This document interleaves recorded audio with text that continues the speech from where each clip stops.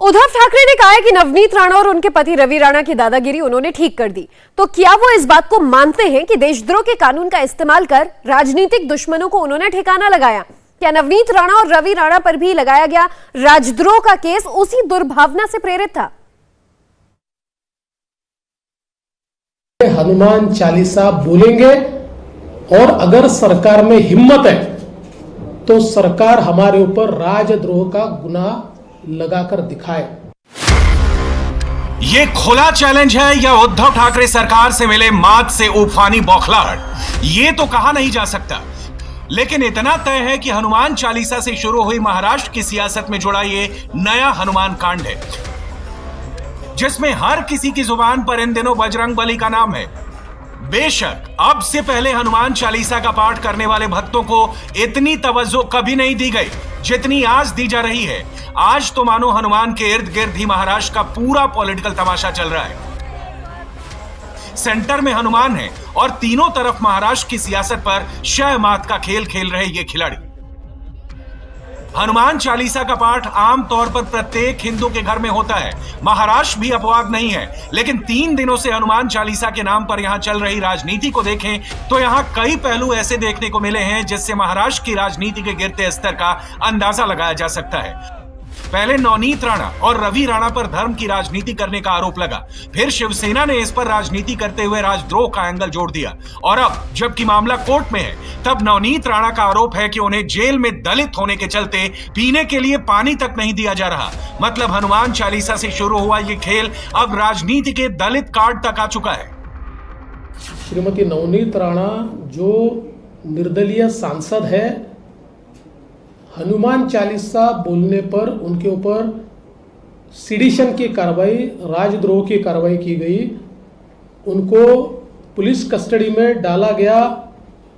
वे दलित समाज से, schedule caste से आती है।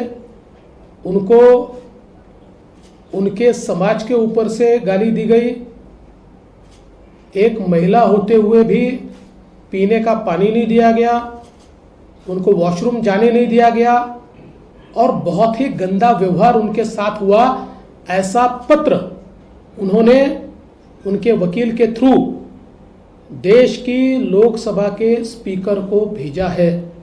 मैं ऐसा मानता हूं महाराष्ट्र में एक काला इतिहास ये सरकार लिख रही है।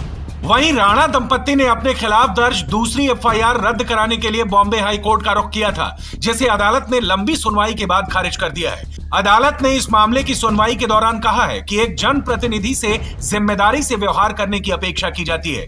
दूसरी तरफ एफआईआर में राणा दंपत्ति को थोड़ी सी राहत देते हुए हाई कोर्ट ने कहा कि यदि राज्य सरकार दूसरी एफआईआर के अनुसार कोई कार्रवाई शुरू करेगी तो उसे कार्रवाई से पहले याचिकाकर्ता को 72 घंटे का नोटिस जारी करना होगा। साफ है, बेल नहीं मिलने के कारण सांसद नवनीत राणा और रवि राणा को अभी जेल में ही रातें गुजारनी पड़ेंगी।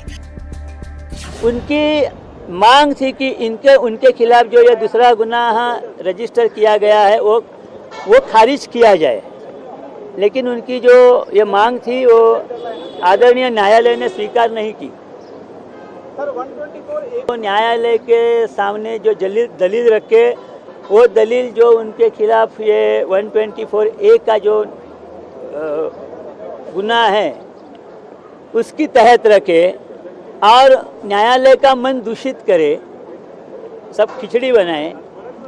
उनकी जो आर्ग्यूमेंट थी वो वैसी थी, यहाँ का यहाँ, वहाँ का वहाँ, वहाँ का सब मिक्स करके उन्होंने आर्ग्यूमेंट की। उनको अरेस्ट करने के पहले 72 घंटे उनको सूचित किया जाएगा, फिर उन्हें जो कानूनन करना है वो कर सकते हैं। हनुमान चालीसा के पाठ करने के बाद से शुरू हुआ ये विवाद राजद्रोह पर आकर टिक गया है। हाई कोर्ट ने इस केस की अगली तारीख 29 अप्रैल तय की है। 29 अप्रैल को ये पता चलेगा कि बातों ही बातों से शुरू हुआ ये मामला आगे कब तक खींचेगा और आगे महाराष्ट्र की राजनीति में क्या क्या गुल खिलाएगा। इंडिया टीवी हर वक्त हर जगह डाउनलोड करने के लिए सर्च करें India TV news Google play store या ऐप स्टोर पर।